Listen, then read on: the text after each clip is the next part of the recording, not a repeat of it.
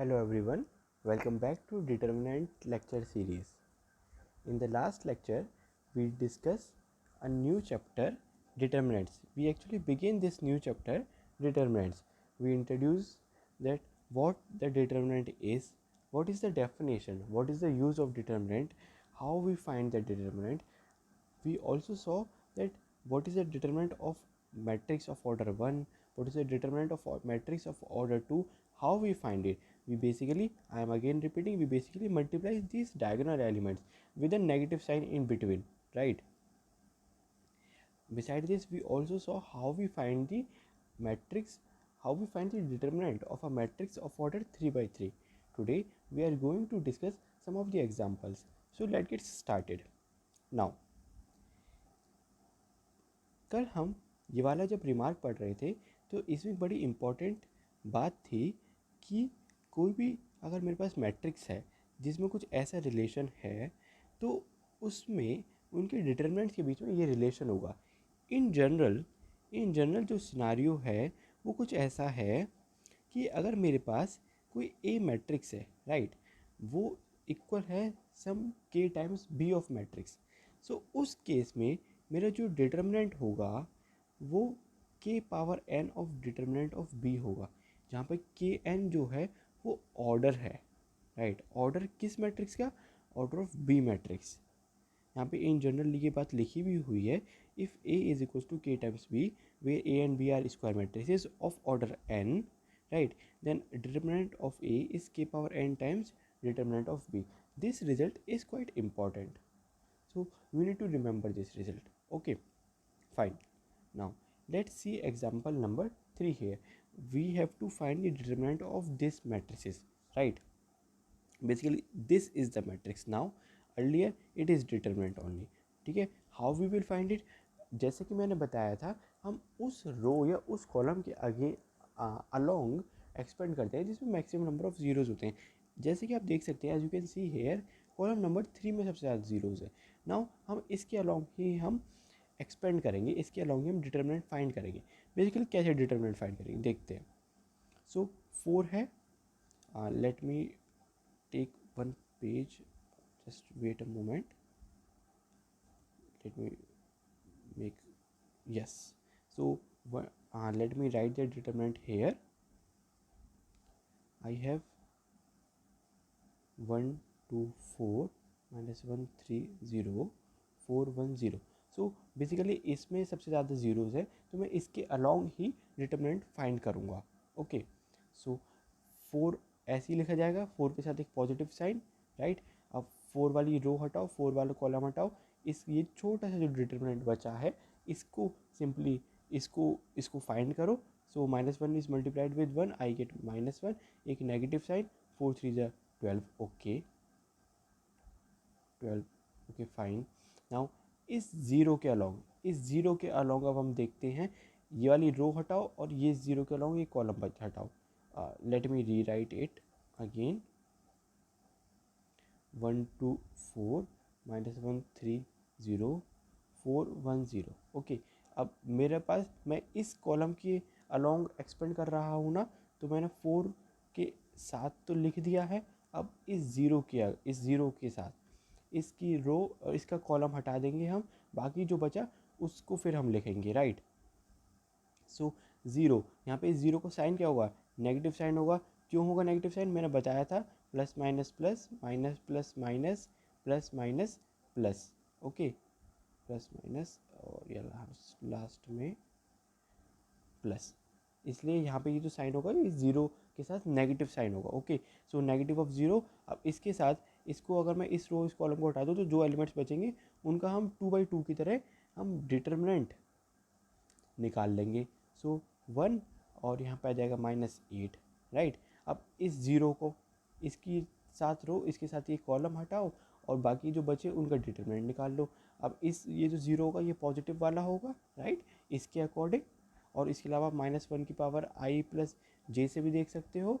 Okay, so basically अब इस रो को और इसके कॉलम को हटाना है, बाकी जो बचा 3 1 3 minus minus plus 2 2 1 2, okay, yes.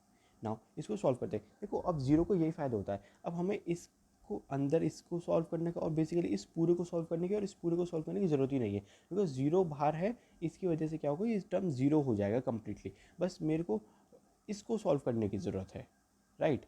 ये ज़ीरो का बेनिफिट होता है। सो I have 4 and minus 13 here. So what I will get? I will get minus 52, right? This is my determinant. As you can see here also that I get answer as minus 52. This is how we find the determinant, how we solve the determinant of 3 by 3. Basically अगर आपको 3 by 3 matrix का determinant आता है ना, तो उसकी मदद से आपको 2 by 2 का या फिर 1 का याद रखने की ज़रूरत ही नहीं है, बिकॉज 3 by 3 में ही 2 by 2 डिटरमिनेंट हम कैसे फाइंड करते हैं, वो प्रोसीजर ऑलरेडी इसमें यूज़ होता ही है। तो आपको वो अलग से याद रखने की ज़रूरत नहीं है, इसी चीज़ से याद आपको वो रहेगा, राइट। और 1 की अगर 1 ऑर्डर की कोई मैट्रिक्स हो तो उसमें तो उसका डिटरमिनेंट भी वही होता है, और उसकी एक अलोन जो एंट्री होती है वो भी वही खुद ही होती है, राइट। ठीक है, अब इस एग्जाम्पल नंबर 4 को देखते हैं। ये बड़ा डिसेंट एग्जाम्पल है, ये थोड़ा देखने में डरावना सा लगता है बट है नहीं। वही हमें उसी सिंपल प्रोसीजर से चलना है। हमें सर्च करना है कि कोई ऐसी अगर हमें रो या कॉलम मिल जाए जहाँ पे सबसे ज़्यादा ज़ीरोज़ हैं, तो हम उसके अलॉन्ग एक्सपेंड कर देंगे।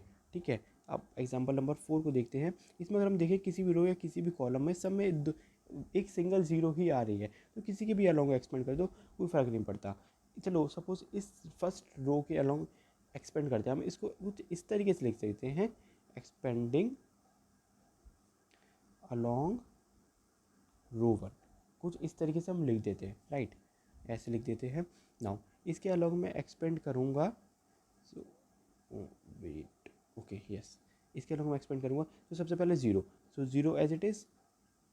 नाउ जीरो वाली रो हटाओ, जीरो वाला कॉलम हटा दो। जब हम ऐसे हटाएंगे तो what we are remain with this. अब इसके सिंपली हम वैसे 2 by 2 मैट्रिक्स की तरह डिटरमिनेंट निकाल लेंगे। 2 by 2 की तरह हम जब इसका डिटरमिनेंट निकालेंगे तो हमारे पास क्या आएगा, साइन स्क्वायर बीटा आएगा अंदर, sine square beta. But you know what, इसको फाइंड करने की एक्चुअली ज़रूरत ही नहीं है, बिकॉज ये ज़ीरो हो जाना है इवेंचुअली।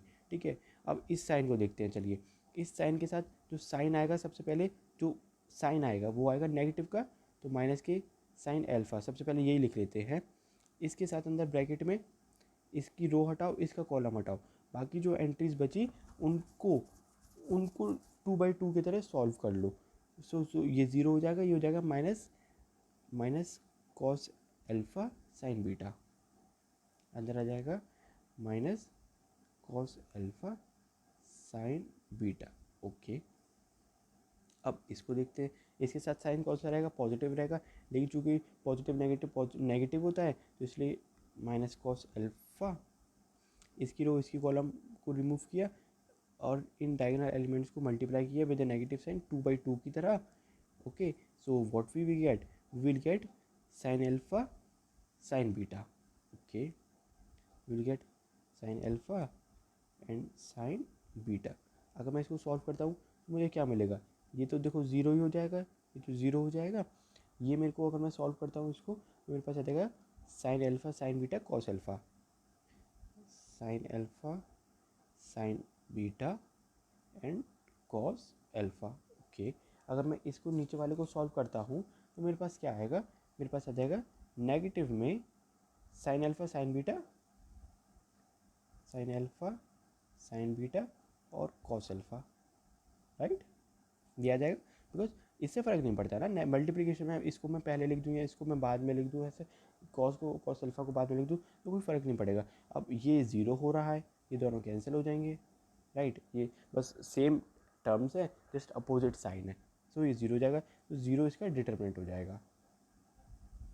ठीक है, ज़ीरो इसका डिटरमिनेंट की वैल्यू हो जाएगी। ऐसे हम सॉल्व करते हैं और कुछ इस तरीके से लिख देते हैं कि एक्सपेंडिंग अलॉन्ग R1, अगर R2 के अलॉन्ग एक्सपेंड करते हैं तो एक्सपेंडिंग अलॉन्ग R2, कॉलम 3 के अलॉन्ग एक्सपेंड करते हैं तो एक्सपेंडिंग अलॉन्ग कॉलम 3, राइट। ठीक है, अभी एग्जाम्पल नंबर 5 देख लेते हैं। एग्जाम्पल नंबर 5 में हमें क्या करना है, एक्स की वैल्यू फाइंड करनी है। देखो, अब इस तरीके की जो क्वेश्चन होते हैं ना, जिसमें हमें एक्स की वैल्यू फाइंड करनी होती है, एक्स वाई जेड या और भी वेरिएबल्स की वैल्यू फाइंड करनी होती है, या ऐसे काफ़ी सारे वेरिएबल से मिलकर बनी कोई मैट्रिक्स है उसका डिटरमिनेंट निकालना होता है। जैसे कि हमने पिछले चैप्टर मैट्रिक्स वाले चैप्टर में भी देखा, जो क्वेश्चंस होते हैं ना जिसमें हमें वैल्यूज़ निकालनी होती है वेरिएबल्स की, वो क्वेश्चंस इंपॉर्टेंट होते हैं। ये क्वेश्चंस CUET में बहुत ऑफनली पूछे जाते हैं। So we have to find the value of x, right. मेरे पास ऐसा कुछ है, ठीक है। अब एक इससे कॉन्सेप्ट है इससे रिलेटेड, मेरी अगर ये कोई एक मैट्रिक्स बी है, ए है, ये कोई मैट्रिक्स बी है, राइट। तो इन दोनों मैट्रिक्स का जो डिटर्मिनेंट होगा वो इक्वल कब होगा? सिंपल बात है, जब वो बेसिकली सेम होगा। व्हाट आई मीन टू से कि जो डिटर्मिनेंट होता है मैट्रिक्स का वो एक रियल नंबर होता है। सपोज ये रियल नंबर 5 आता है, इसका डिटर्मिनेंट अगर मैं सॉल्व करता हूँ तो मेरे पास 5 आता है, इसका डिटर्मिनेंट मैं सॉल्व करता हूँ तो 6 आता है।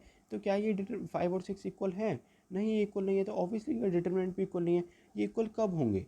ये इक्वल कब होंगे? जब इसका भी डिटर्मिनेंट जो होगा वो 5 आएगा, तब ये ऑब्वियसली 5 इक्वल्स टू 5 होगा, तब ही इसका डिटर्मिनेंट इक्वल होगा, राइट। तो डिटर्मिनेंट इक्वल कब होते हैं?